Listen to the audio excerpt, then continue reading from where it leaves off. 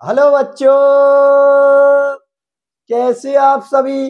तो बेटा आज के इस लेक्चर में मैं आप लोगों को सामने डिस्कशन करूंगा उपसहसंयोजक यौगिकों के रंग गुणों के बारे में। क्या जितने भी उपसहसंयोजक यौगिक होते हैं या जितने भी संकुल यौगिक होते हैं वो कलर शो करते हैं या नहीं करते, और यदि वो कलर शो करते हैं तो उनके कलर शो करने में कौन सा कारक जिम्मेदार होता है या कौन सा कारक रेस्पॉन्सिबल होता है, इन सभी के बारे में आज के इस लेक्चर में मैं आप लोगों को सामने डिस्कशन करूंगा। तो सभी बच्चे मेरे साथ वीडियो में लास्ट तक बने रहना। जैसे ही मेरा लेक्चर कंप्लीट होगा वैसे ही ये टॉपिक आप लोगों को बहुत अच्छी तरीका से समझ में आएगा। तो देखो बच्चों, एक बार मैं आप लोगों के लिए फिर से बता देता हूं। आज के इस लेक्चर में जो मैं डिस्कशन करने वाला हूं वो मैं इस बारे में डिस्कशन करने वाला हूं कि जितने भी उपसहसंयोजक यौगिक होते हैं या जो संकुल यौगिक होते हैं वो कलर शो करेंगे या नहीं करेंगे, और यदि वो कलर शो करेंगे तो उनके कलर शो करने में कौन सा कारक जिम्मेदार होगा, इसके बारे में हम लोग डिस्कशन करेंगे। ठीक है ना।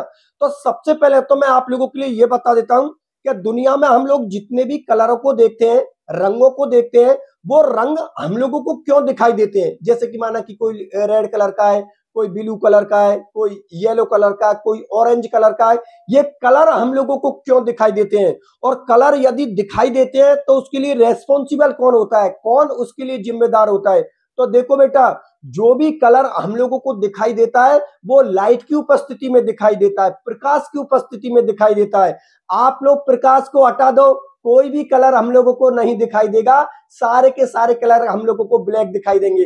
भाई एक बात बताइए, जब लाइट होती है, चाहे वो सूर्य का प्रकाश हो या जो नॉर्मल लाइट होती है हम लोगों की, उसकी उपस्थिति में ही हम लोगों को कलर दिखाई देता है कि हम तभी तो पहचान कर पाते हैं कि भाई ये रेड कलर का है, ये ब्लू कलर का है, ये ऑरेंज कलर का है, या ये ग्रीन कलर का है।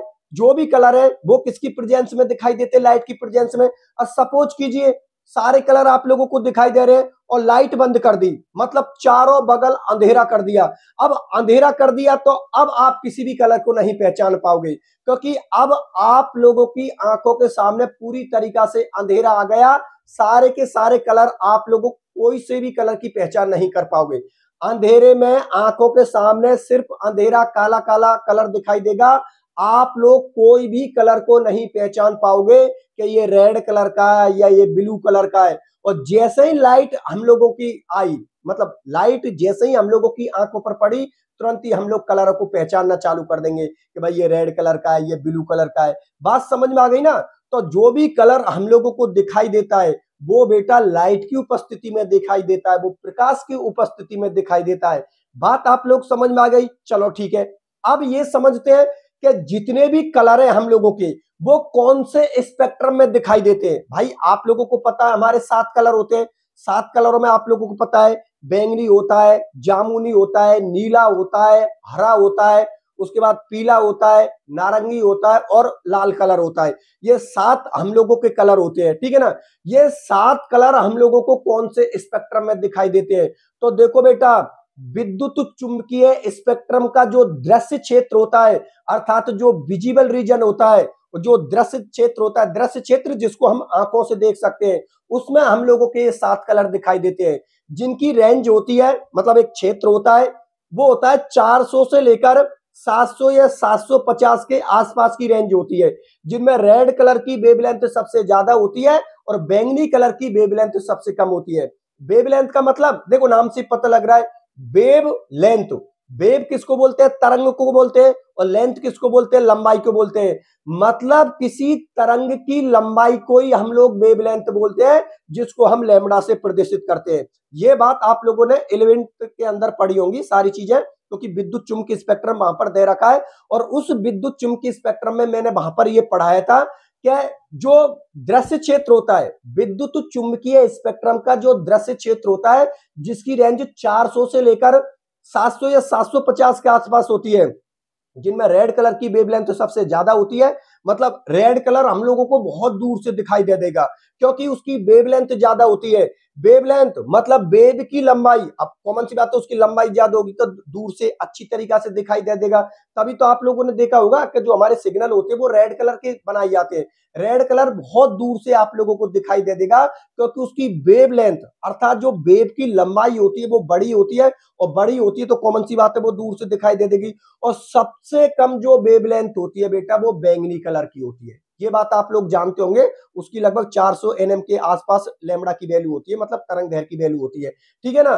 तो ये बात आप लोगों को पता होना चाहिए कि जो 7 कलर होते हैं हम लोगों के, वो किस स्पेक्ट्रम में दिखाई देते हैं, दृश्य स्पेक्ट्रम में दिखाई देते हैं, जिसकी रेंज या जिनका क्षेत्र होता है 400 से लेकर 700 या 750 के आसपास। अब वो जो 7 कलर है जो दृश्य स्पेक्ट्रम में दिखाई देते हैं, उनको एक बार मैं आप लोगों को सामने लिख देता हूं। तो देखो बेटा, पहला जो कलर होता है यहाँ पर होता है बैंगनी कलर आप लोगों का, ठीक है ना, बैंगनी कलर। और बैंगनी कलर की जो वेवलेंथ होती है वो लगभग होती है 400 के आसपास, ठीक है ना, 400 nm के आसपास होती है, ठीक है, लैम्बडा। उसके बाद होती है हमारी जामुनी कलर, ठीक है ना, जामुनी कलर, बैंगनी हो गया, जामुनी हो गया। फिर होता है हम लोगों का नीला कलर, फिर होता है हम लोगों का हरा कलर, फिर होता है हम लोगों का पीला कलर, फिर होता है हम लोगों का नारंगी कलर। फिर कौन सा होता है हम लोगों का नारंगी कलर, और उसके बाद में हम लोगों का होता है लाल रंग, जिसकी सबसे ज्यादा वेवलेंथ होती है। इसकी लगभग 700 से लेकर 750 के आसपास होती है, ठीक है ना। इसकी 400 होती है, बाकी की रेंज में और कलर आ जाते हैं आप लोगों के, ठीक है ना। बैंगनी को हम क्या बोलते हैं, वायलेट बोलते हैं। इसको हम किससे शो करते हैं, आई से शो करते हैं। जामुनी को क्या बोलते हैं, वायलेट मतलब बी से शो करते हैं, इस तरीका से। और ये इसको जामुनी को हम क्या बोलते हैं, इंडिगो, आई। और नीला को हम क्या बोलते हैं, ब्लू कलर, बी से शो कर दीजिए। और हरा को हम क्या बोलते हैं, ग्रीन, जी से शो कर दीजिए। येलो मतलब पीला, इसको किससे, बाई से कर दीजिए। नारंगी मतलब ऑरेंज, वो लिख दीजिए। और लाल को हम क्या बोलते हैं, रेड, मतलब आर से शो कर दीजिए। बात मेरी आप लोग समझ में आ गई ना। देखो बेटा, दृश्य स्पेक्ट्रम में जिसकी रेंज 400 से लेकर 700 या 750 के आसपास होती है, उसमें हम लोगों को ये 7 कलर दिखाई देते हैं, जिनके नाम होते हैं बैंगनी, जामुनी, नीला, हरा, पीला, नारंगी और लाल। जिनमें रेड कलर की वेवलेंथ सबसे ज्यादा होती है और बैंगनी कलर की वेवलेंथ सबसे कम होती है। इंग्लिश में इसको वायलेट बोलते हैं, इसको इंडिगो बोलते हैं, नीला को ब्लू बोलते हैं, हरा को ग्रीन बोलते हैं, पीला को येलो बोलते हैं, नारंगी को हम ऑरेंज बोलते हैं, और लाल को हम रेड कलर बोलते हैं। बात मेरी आप लोग समझ में आ गई ना। तो ये तो आप लोगों ने 11वीं क्लास में पढ़ा होगा कि दृश्य स्पेक्ट्रम में हम लोगों को ये 7 कलर दिखाई देते हैं। चलो ठीक है, अब हम लोगों का जो टॉपिक चल रहा है वो टॉपिक ये चल रहा है कि हम लोगों को तो कॉम्प्लेक्स के कलर देखने, भाई जो भी हम लोगों के संकुल है या जो उपसंयोजक यौगिक है, हम लोगों को तो उसके कलर देखने हैं। तो उसके कलर हम लोगों को देखने के लिए यहां पर मैं आप लोगों के लिए पहली हेडिंग लूंगा। पहली हेडिंग के अंदर हम लोग पढ़ेंगे कि कोई भी संकुल यौगिक है और वो संकुल यौगिक कलर शो कर रहा है या नहीं कर रहा है, और यदि वो कलर शो कर रहा है तो उसका रेस्पॉन्सिबल फैक्टर क्या होगा, वो कलर को क्यों शो कर रहा है। बात समझ में आ गई ना। तो एक काम करता हूं, इस सबको मिटा देता हूं और यहां पर पहली हेडिंग को ले लेता हूं, संकुल यौगिकों के रंग। बात समझ में आ गई तो देख लीजिए आप लोग, इसको तो मिटा देता हूं आप लोगों को सामने से।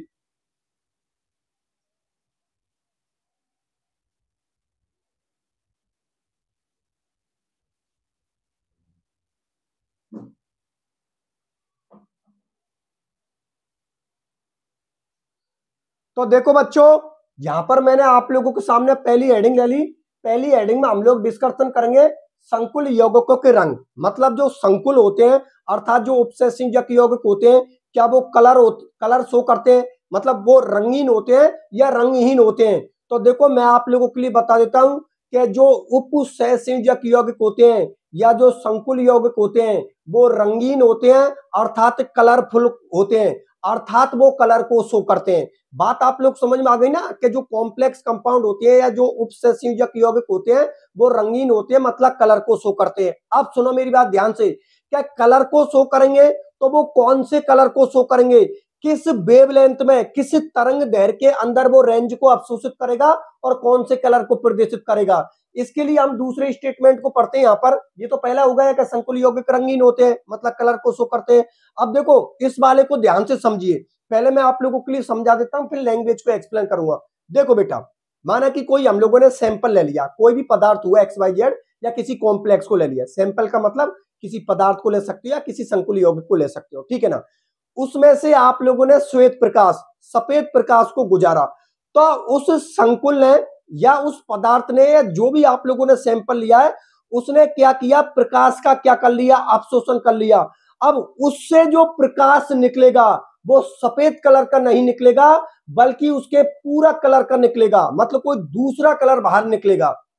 दोबारा समझिए, मैं ये बोल रहा हूं आप लोगों से कि माना कि कोई भी कॉम्प्लेक्स है, ठीक है ना, कोई कॉम्प्लेक्स ले लिया, सैंपल के तौर पर किसी पदार्थ को ले लिया या किसी संकुल को ले लिया आप लोगों ने, ठीक है ना, और उस संकुल में से आपने श्वेत प्रकाश मतलब सफेद प्रकाश को गुजारा, तो जो संकुल है ना या जो पदार्थ है वो उस प्रकाश का क्या कर लेगा, अवशोषण कर लेगा, श्वेत प्रकाश का क्या कर लेगा, अवशोषण कर लेगा, और उससे जो कलर बाहर निकलेगा वो श्वेत प्रकाश नहीं निकलेगा, कोई और कलर निकलेगा। जैसे कि माना कि मैं एक एग्जांपल के तौर पर आप लोगों के लिए ले लेता हूं कि कोई कॉम्प्लेक्स है और उस कॉम्प्लेक्स ने हरे कलर को अवशोषित किया, तो उसका हरे कलर का जो पूरक रंग होता है ना वो लाल रंग होता है। मतलब कोई भी कॉम्प्लेक्स यदि हरे कलर को अवशोषित करेगा तो हम लोगों को वो लाल कलर का दिखाई देगा। बात मेरी आप लोग समझ में आ गई ना, क्योंकि हरे रंग का जो पूरक रंग होता है वो कौन सा कलर होता है, लाल रंग होता है। बात आप लोग समझ में आ गई ना। अब एक बार लैंग्वेज को देखिए आप लोग और फिर दोबारा से मैं इस चीज को आप लोगों के लिए एक्सप्लेन करता हूं तो और अच्छे से समझ में आ जाएगा। देखो ध्यान से समझिए मैं क्या बोल रहा हूं।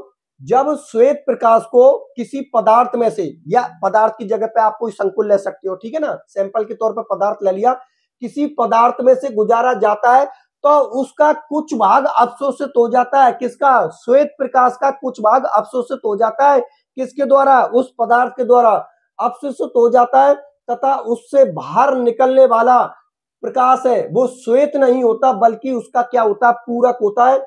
अतः अवशोषित रंग का पूरक रंग ही संकुल का रंग होता है। मतलब जो भी कलर उसने अवशोषित किया है और अवशोषित कलर का जो पूरक रंग होगा वही संकुल का रंग होगा।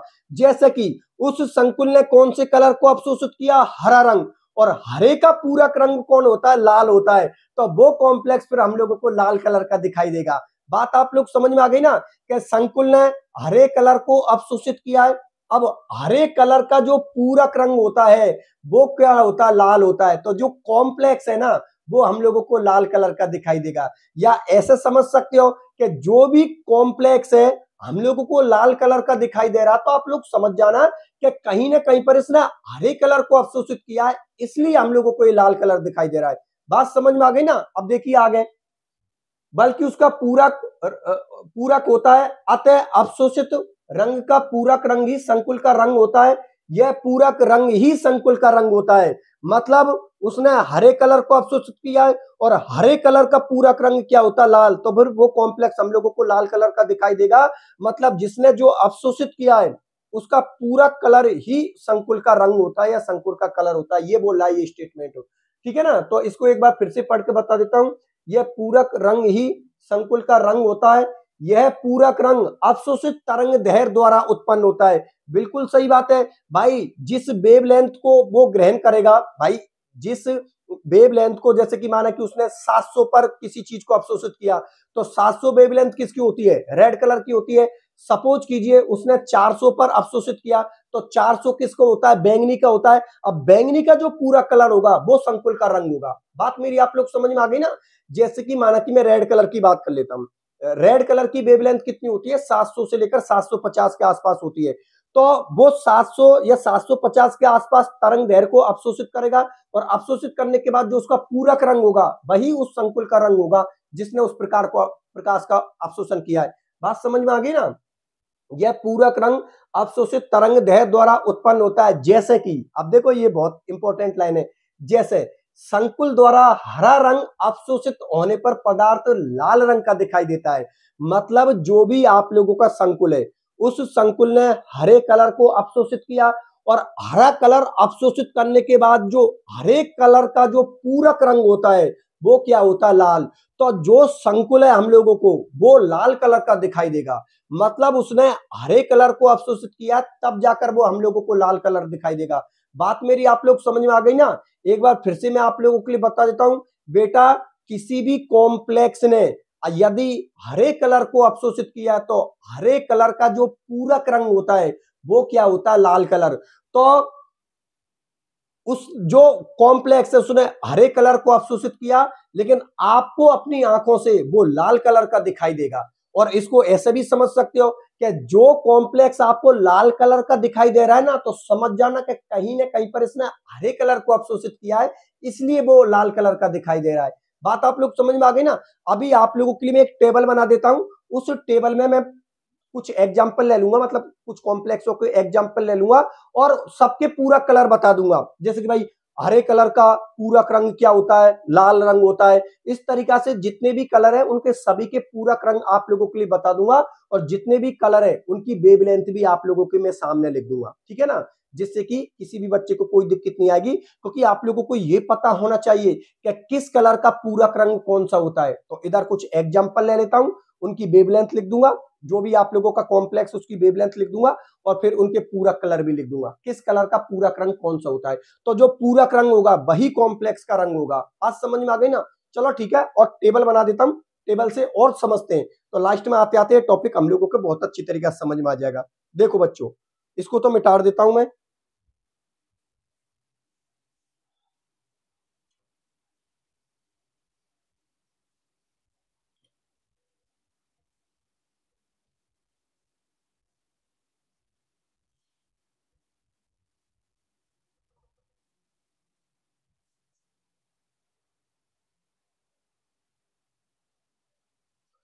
तो देखो बच्चों, बोर्ड की तरफ देखना, ये मैंने आप लोगों के सामने टेबल बनाई है।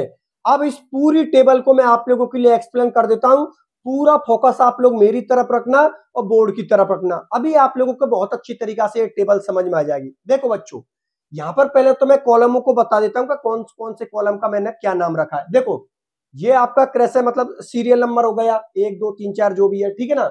ये संकुल यौगिक मतलब उपसंयोजक यौगिक ले लिए। बहुत सारे आप लोगों को उपसंयोजक यौगिक है, लेकिन आप लोगों के जो सिलेबस में ये उपसंयोजक यौगिक दे रखे हैं, तो मैंने इन्हीं को एग्जाम्पल के तौर पर ले लिया, ठीक है ना। जितने भी एग्जाम्पल हैं ये सभी आप लोगों के सिलेबस में दे रखे हैं, तो सिलेबस के अकॉर्डिंग ही मैंने सारे एग्जाम्पल आप लोगों के सामने ले लिए, जो भी उपसंयोजक यौगिकों के किताब में दे रखे हैं, ठीक है बच्चों। फिर संकुल यौगिकों की तरंग दैर्घ्य, अब भाई जो भी कॉम्प्लेक्स है उसकी तरंग दैर्घ्य किस भाई प्रकाश का अवशोषण करेगा वो कॉम्प्लेक्स, तो किस रेंज में करेगा, तो उसकी रेंज जिस रेंज में भी वो करेगा, ठीक है ना, उसकी रेंज मैंने यहां पर लिख दी, ठीक है ना। तरंग दैर्घ्य को हम किस में शो करते हैं, एनएम में, मतलब नैनोमीटर में शो करते हैं। चलो ठीक है। अब देखो, अवशोषित प्रकाश का रंग, जो भी उस कॉम्प्लेक्स का रंग होगा भाई, जिस रेंज में वो अवशोषित करेगा, तो हर एक कलर की रेंज होती है। लाल कलर की रेंज अलग होती है, पीले की अलग होती है, हरे की अलग होती है। वो अवशोषित प्रकाश का रंग आप लोगों को यहां पर होगा, और इसका जो पूरक रंग होगा वही उस संकुल का रंग होगा। इसलिए लास्ट वाले कॉलम का क्या नाम रखा है, संकुल यौगिकों का रंग, मतलब जो भी संकुल यौगिक का रंग होगा वो उसका पूरक रंग होगा। पूरक, इसका जो पूरक रंग होगा ना वही उस संकुल का कलर होगा। बात समझ में आ गई ना। तो मैंने लास्ट वाले कॉलम का नाम रख दिया संकुल यौगिक का रंग, मतलब इसका पूरक रंग ही संकुल का रंग होगा, ठीक है। अब देखो ध्यान से समझ कर चलना, ये मैंने आप लोगों के लिए एग्जाम्पल नंबर 1 ले लिया। एग्जाम्पल नंबर 1 का नाम है CuH2 को होल 4 प्लस के 2, ठीक है ना। ये मैंने किसी कॉम्प्लेक्स को ले लिया। अब इस कॉम्प्लेक्स ने क्या किया, प्रकाश का अवशोषण किया, कितनी रेंज में, कितने क्षेत्र में, 600 पर। अब आप लोगों को पता है कि 600 या 700 या 750 के आसपास की जो रेंज होती है वो कौन से कलर की होती है, लाल कलर की होती है। तो इसने क्या किया, इस कॉम्प्लेक्स ने 600 रेंज की तरंग दैर्घ्य को अवशोषित किया, मतलब प्रकाश को अवशोषित किया, और वो 600 किसकी होती है, लाल कलर की होती है तुम्हारे सिलेबस के अकॉर्डिंग। वैसे 700 या 750 के आसपास होती है, लेकिन तुम्हारे सिलेबस में यहाँ पर 600 दे रखी है, तो हम 600 ही मान के चलेंगे। 600 पर अवशोषित प्रकाश का रंग कौन सा हुआ, आप लोगों का लाल हुआ। अब इस लाल कलर का जो पूरक रंग होता है, कॉम्प्लीमेंट्री कलर होता है, वो होता है बेटा नीला हरा। तो इस कॉम्प्लेक्स ने कौन से कलर को अवशोषित किया, लाल कलर को, लेकिन जो संकुल का कलर होगा वो कैसा दिखाई देगा हम लोगों को, नीला हरा। अर्थात उस कॉम्प्लेक्स ने जब लाल कलर को अवशोषित किया है तो हम लोगों को अपनी आंखों से वो कॉम्प्लेक्स नीला हरा दिखाई देता है, क्योंकि लाल कलर का जो पूरक रंग होता है, कॉम्प्लीमेंट्री कलर होता है, वो क्या होता है, नीला हरा। या इसको ऐसे समझ सकते हो कि माना कि कोई भी कॉम्प्लेक्स है और उस कॉम्प्लेक्स का नीला हरा कलर है, नीला हरा कलर है, तो आप लोग समझ जाना कि उस कॉम्प्लेक्स ने कहीं ना कहीं पर लाल कलर को अवशोषित किया है, इसीलिए वो हम लोगों को नीला हरा दिखाई दे रहा है। बात आप लोग समझ में आ गई ना। मतलब जो भी कलर हम लोगों को अपनी आंखों से दिखाई दे रहा है वो कलर किसी दूसरे कलर का पूरक रंग होता है। एक बार फिर से मैं इस एग्जांपल एक को समझाता हूं। देखो बेटा, ये कोई कॉम्प्लेक्स है, ठीक है ना, कॉम्प्लेक्स है, आप लोग मानते हो कि ठीक है सर ये कोई कॉम्प्लेक्स है। इस कॉम्प्लेक्स ने प्रकाश का अवशोषण किया। प्रकाश का अवशोषण कितनी रेंज में किया है, 600 की रेंज में किया है। भाई संकुलों की जो तरंग दैर्घ्य है या अवशोषित प्रकाश की जो तरंग दैर्घ्य है वो कितनी है, 600। अब तुम्हारे सिलेबस के अकॉर्डिंग जो 600 रेंज है वो किसकी मान रखी है, लाल कलर की। तो इस कॉम्प्लेक्स ने कौन से कलर को अवशोषित किया, लाल कलर को अवशोषित किया। कितनी रेंज पर, 600 की रेंज पर। अब इस कॉम्प्लेक्स ने तो लाल कलर अवशोषित किया है, लेकिन इस कॉम्प्लेक्स का जो पूरक रंग होता है, कॉम्प्लीमेंट्री कलर होता है, वो नीला हरा होता है। तो हम लोगों को अपनी आंखों से उस संकुल का, कौन से, इस वाले संकुल का कलर वो लाल दिखाई नहीं देगा, वो क्या दिखाई देगा, नीला हरा दिखाई देगा। इस कॉम्प्लेक्स ने कौन से कलर को अवशोषित किया है, लाल कलर को अवशोषित किया है। कितनी रेंज पर, 600 की रेंज पर। लेकिन वो कॉम्प्लेक्स हम लोगों को लाल कलर का दिखाई नहीं देगा। जब हम अपनी आंखों से देखेंगे तो ये कॉम्प्लेक्स हम लोगों को नीला हरा कलर का दिखाई देगा, क्योंकि इस लाल कलर का जो पूरक रंग होता है वो नीला हरा कलर होता है, और ये जो पूरक रंग होता है वही संकुल यौगिक का रंग होता है। बात समझ में आ गई ना। तो ये जो आप लोगों का कॉम्प्लेक्स है, ये जो आप लोगों का संकुल है, इसका जो कलर होगा वो कैसे होगा, नीला हरा कलर होगा, ठीक है ना। तो नीला हरा कलर इसलिए दिखाई दे रहा है क्योंकि इस कॉम्प्लेक्स ने कौन से कलर को अवशोषित किया, लाल कलर को। तो लाल कलर का जो पूरक रंग होता है वो क्या होता है, नीला हरा। अब आप लोग इस वाले एग्जाम्पल को देख लीजिए। ये कोई कॉम्प्लेक्स है, ठीक है, कोई कॉम्प्लेक्स है। इसने अवशोषित प्रकाश की तरंग दैर्घ्य, मतलब कितने पर प्रकाश का अवशोषण किया, 535 पर प्रकाश का अवशोषण किया है। अब 535 तरंग दैर्घ्य किसकी होती है, पीले कलर की। अब पीले कलर का जो पूरक रंग होता है वो कैसा होता है, बैंगनी कलर, ठीक है ना। इस पीले का जो पूरक रंग होता है वो क्या होता है, बैंगनी होता है। तो ये जो कॉम्प्लेक्स है हमारी आंखों से कैसा दिखाई देगा, बैंगनी कलर का दिखाई देगा, वायलेट कलर का दिखाई देगा। बात आप लोग समझ में आ गई ना। क्योंकि इस कॉम्प्लेक्स ने 535 पर कौन से कलर को अवशोषित किया है, पीले कलर को अवशोषित किया है, इसलिए आंखों से वो हम लोगों को बैंगनी कलर का दिखाई दे रहा है। बात समझ में आ गई, ठीक है। क्योंकि पीले कलर का पूरक रंग होता है बैंगनी कलर, ठीक है। पूरक मतलब जो आंखों से दिखाई दे रहा है, ठीक है। इस वाले एग्जाम्पल को देखिए, तीसरे वाले को। ये है CONH3 के 3, ठीक है ना। इसकी अवशोषित प्रकाश की रेंज, मतलब इसने कितने प्रकाश पर प्रकाश का अवशोषण किया है, कितनी रेंज पर किया है, 500 की रेंज पर। तरंग दैर्घ्य कितनी है, 500। अब 500 तरंग दैर्घ्य कौन से कलर की होती है, नीले हरे कलर की होती है, ठीक है ना। तो इस कॉम्प्लेक्स ने 500 की रेंज पर, तरंग दैर्घ्य 500 पर कौन से कलर को अवशोषित किया, नीले हरे कलर को अवशोषित किया है। लेकिन ये कॉम्प्लेक्स हम लोगों को अपनी आंखों से कौन से कलर का दिखाई देगा, लाल कलर का। मतलब इसने नीले हरे कलर को अवशोषित किया है, तब जाकर हम लोगों को ये लाल कलर का दिखाई देगा। अर्थात ये हुआ कि नीले हरे कलर का जो पूरक रंग होता है वो क्या होता है, लाल। बात समझ में आ गई ना। तो जो भी कॉम्प्लेक्स हम लोगों को लाल कलर का दिखाई दे रहा है तो आप लोग समझ जाना कि वो लाल कलर का इसलिए दिखाई दे रहा है क्योंकि कहीं ना कहीं पर उसने नीले हरे कलर को अवशोषित किया है, इसीलिए वो लाल कलर का दिखाई दे रहा है। बात समझ में आ गई ना। क्योंकि नीले हरे कलर का जो पूरक रंग होता है वो क्या होता है बेटा, लाल रंग होता है। चलो ठीक है, ये आप लोगों का चौथा एग्जाम्पल है। ये देख लो, TiH2 के 3, इसने कितनी रेंज पर प्रकाश का अवशोषण किया, 498 पर। इस कॉम्प्लेक्स ने 498 पर प्रकाश का क्या किया है, अवशोषण किया है। अब 498 तरंग दैर्घ्य किसकी होती है, आप लोगों की नीले हरे कलर की होती है। भाई 498 जो रेंज होती है, अर्थात जो तरंग दैर्घ्य की रेंज होती है वो कौन से कलर की होती है, नीले हरे कलर की रेंज होती है, ठीक है ना। तो इस कॉम्प्लेक्स ने इस रेंज पर नीले हरे कलर को अवशोषित किया, लेकिन हम लोगों को अपनी आंखों से ये जो कॉम्प्लेक्स है वो कैसा दिखाई देगा, नीला लोहित, लोहा जैसा। जिसको हम बैंगनी कलर भी बोल सकते हैं, ठीक है ना।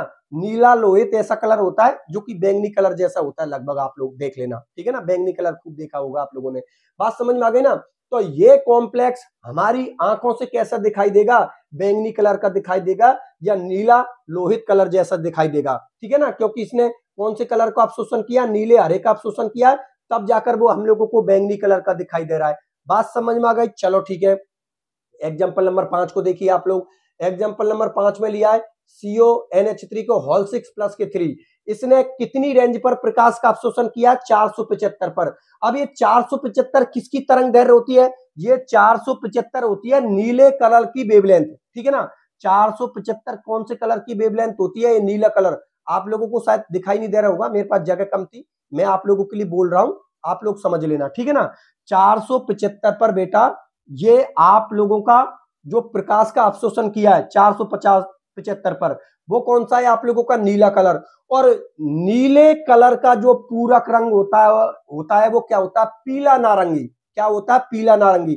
ये मैं फिर बोल रहा हूं आप लोगों से, ये पीला नारंगी आप लोगों को शायद दिखाई नहीं दे रहा है, इसलिए मैं बोल देता हूं। इस कॉम्प्लेक्स ने ये वाला, ये जो 5वें नंबर का आप लोगों का एग्जाम्पल है, इस कॉम्प्लेक्स ने 475 तरंग दैर्घ्य की रेंज पर नीले कलर को अवशोषित किया है, क्योंकि 475 रेंज किसकी होती है, नीले कलर की। तो 475 की रेंज पर इस कॉम्प्लेक्स ने नीले कलर को अवशोषित किया है। और नीले कलर का जो पूरक रंग होता है जो हमको आंखों से दिखाई देगा, वो होता है बेटा पीला नारंगी। तो ये जो कॉम्प्लेक्स है उसने नीले कलर को अवशोषित किया है, इसीलिए वो हम लोगों को पीले नारंगी कलर का दिखाई दे रहा है। बात समझ में आ गई, चलो ठीक है। अब देखो लास्ट एंड फाइनल, ये जो 6ठे नंबर का आप लोगों का एग्जाम्पल है, इस 6ठे नंबर के एग्जाम्पल को देख लो। ये तो शायद आप लोगों को दिखाई दे रहा है, COCN का होल 6 माइनस के 3, ठीक है ना। ये कोई कॉम्प्लेक्स है, चलो ठीक है। इस कॉम्प्लेक्स ने प्रकाश का अवशोषण किया कितनी रेंज पर, 310 की रेंज पर, मतलब तरंग दैर्घ्य कितनी है इसकी, 310 nm के आसपास। अब 310 nm तरंग दैर्घ्य किसकी होती है, पराबैंगनी की होती है, अल्ट्रावायलेट की होती है। आप लोगों के लिए फिर बोल रहा हूं, ये आप लोगों को दिखाई नहीं दे रहा है, यहाँ पर 310 है आप लोगों का, मैं ऊपर कर देता हूं थोड़ा, आप लोगों को दिखाई दे जाएगा। ये कॉम्प्लेक्स ने जो इस कॉम्प्लेक्स की जो तरंग दैर्घ्य अर्थात प्रकाश ऊर्जा का अवशोषण किया है, वो कितने की रेंज पर किया है, 310 nm, ठीक है ना। कितने पर किया, 310 nm। अब 310 nm रेंज किसकी होती है, पराबैंगनी क्षेत्र की होती है। तो पराबैंगनी क्षेत्र का जो पूरक रंग होता है वो क्या होता है, हल्का पीला, ठीक है ना। तो ये जो आप लोगों का कॉम्प्लेक्स है, इसका कलर कैसा होता है, हल्का पीला कलर होता है, हल्का पीला। मैं फिर बोल रहा हूं आप लोगों का, इसका जो इसने क्या किया, मैं यहां पर लिख देता हूं समझने के लिए। इसने क्या किया बेटा, पराबैंगनी क्षेत्र में प्रकाश का अवशोषण किया है, और इससे जो कलर दिखाई देगा वो क्या दिखाई देगा, हल्का पीला, ठीक है ना, हल्का पीला। बात कोई दिक्कत नहीं है, सारी चीजें मैंने आप लोगों के लिए नोट्सों में लिखा रखी है, तो आप लोग नोट्सों में देख लेना। ये पूरी टेबल मैंने आप लोगों के लिए नोट्सों में लिखा रखी है, तो आप लोग जो नोट्स हैं जो राम चतुर्वेदी एकेडमी ऐप पर मैंने डाल रखे हैं, वहां पर आप लोग इन नोट्सों को देख लेना, आपके सारी चीजें आ जाएंगी। बात समझ में आ गई ना, बाकी मैंने एक्सप्लेन कर दिया आप लोगों के लिए, एक बार फिर से बता देता हूँ 6ठे एग्जाम्पल को। ये आप लोगों का COCN का होल 6 माइनस के 3 कोई कॉम्प्लेक्स है, इसने 310 nm पर प्रकाश ऊर्जा का अवशोषण किया है। अब 310 nm तरंग दैर्घ्य किसकी होती है, पराबैंगनी क्षेत्र की, ठीक है ना, पराबैंगनी क्षेत्र की होती है, पराबैंगनी क्षेत्र की होती है। और पराबैंगनी क्षेत्र का जो पूरक रंग होता है वो क्या होता है, हल्का पीला। तो ये जो कॉम्प्लेक्स है ना, ये हम लोगों को हल्के पीले कलर का दिखाई देता है, क्योंकि इसका हल्के पीले कलर का जो अवशोषित प्रकाश होता है वो क्या होता है, पराबैंगनी, और पराबैंगनी का जो पूरा कलर होता है वो क्या होता है, हल्का पीला। तो ये कॉम्प्लेक्स हमको हल्के पीले कलर का दिखाई देगा। बात आप लोगों को समझ में आ गई, किसी भी बच्चे को कोई दिक्कत नहीं है ना। आप लोगों के लिए फिर से एक बार बता देता हूं, कोई बच्चा गड़बड़ ना करे। कोई भी कॉम्प्लेक्स है, ठीक है ना, ये कोई कॉम्प्लेक्स है, इसने प्रकाश ऊर्जा का अवशोषण किया, कितने पर किया, 600 nm तरंग दैर्घ्य पर इसने प्रकाश ऊर्जा का अवशोषण किया।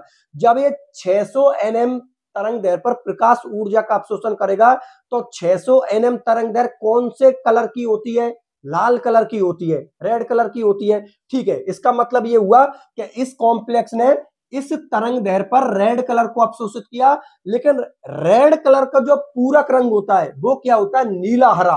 तो कॉम्प्लेक्स ने तो रेड कलर को अवशोषित किया है, लेकिन हम लोगों की तरफ जो आ रहा है वो कलर कौन सा आ रहा है? नीला हरा।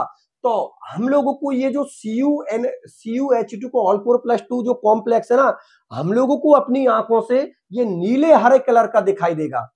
और उल्टा बोल दो आप लोग, कैसे? क्या कोई भी कॉम्प्लेक्स अगर ये कॉम्प्लेक्स यदि हमको नीले हरे कलर का दिखाई दे रहा है तो आप लोग समझ जाना कि इसने कहीं ना कहीं पर लाल कलर का अवशोषण किया है, इसीलिए वो हम लोगों को नीले हरे कलर का दिखाई दे रहा है। क्योंकि लाल कलर का जो पूरक रंग होता है वो कैसे होता है? नीला हरा। बात समझ में आ गई? ये पूरी टेबल बच्चों आप लोगों को समझ में आ गई? मैं फिर से बता देता हूं, ये पूरी टेबल बच्चों मैंने आप लोगों के लिए नोट्सों में लिखा रखी है, बिल्कुल बहुत बढ़िया नोट्स हैं आप लोगों के। और नोट्स की मैं हर वीडियो में आप लोगों के लिए बता रहा हूं। प्ले स्टोर पर जाइए, वहां से राम चतुर्वेदी एकेडमी ऐप को डाउनलोड कीजिए और उस ऐप पर आप लोगों को कंप्लीट नोट्स मिल जाएंगे दोनों मीडियम में। हिंदी मीडियम वाले बच्चों को हिंदी मीडियम के नोट्स मिल जाएंगे और इंग्लिश मीडियम वाले बच्चों को इंग्लिश मीडियम के नोट्स मिल जाएंगे। क्योंकि जो मैं लेक्चर ले रहा हूं आप लोगों के लिए वो मैं नोट्स के अकॉर्डिंग ही ले रहा हूं बेटा, ठीक है ना। और आप लोगों की बुक के अकॉर्डिंग ही सारे लेक्चर चल रहे हैं, ठीक है ना, जिससे कि आप लोग एग्जाम में बहुत बेहतर स्कोर करो, ठीक है ना। क्योंकि हमारा टारगेट तो यही चल रहा है कि हमारे 100 में से 100 नंबर आए, हमारा एक नंबर भी ना कटे। मेरा पूरा टारगेट या जो नोट्स आप लोगों के लिए लिखाए हैं या जो भी मैं कंटेंट आप लोगों के लिए पढ़ा रहा हूं, मैं उसी हिसाब से पढ़ा रहा हूं कि इससे कोई भी बच्चा 100 में से 100 नंबर ला सके। बात समझ में आ गई बच्चों? ठीक है बच्चों, तो देखो आज के लेक्चर का तो मेरा यही टारगेट था। आप लोगों को पता है आज के लेक्चर में हम 2 टॉपिकों का डिस्कशन करने वाले थे, जैसे कि उपसंयोजक योग के संकुल योग के रंग में 2 हेडिंग डलवाई। एक तो संकुल योग का रंग जो कि मैंने अभी आप लोगों के लिए एक्सप्लेन कर दिया, ठीक है ना। अब जो दूसरे नंबर की हेडिंग है कि CFT द्वारा उपसंयोजक यौगिकों के रंग गुणों की व्याख्या वाला जो टॉपिक है उसको बच्चों में अगले लेक्चर में करवाऊंगा, ठीक है ना। ये इंपॉर्टेंट होगा आप लोगों का कि CFT किस तरीका से उपसंयोजक यौगिकों के रंग गुणों की व्याख्या करेगा। इसी टॉपिक को बच्चों हम अगले लेक्चर में पढ़ेंगे। तो आज के लेक्चर को मैं यहीं तक रखता हूं, मिलता हूं फिर अगले लेक्चर में, तब तक लिए बाय बाय।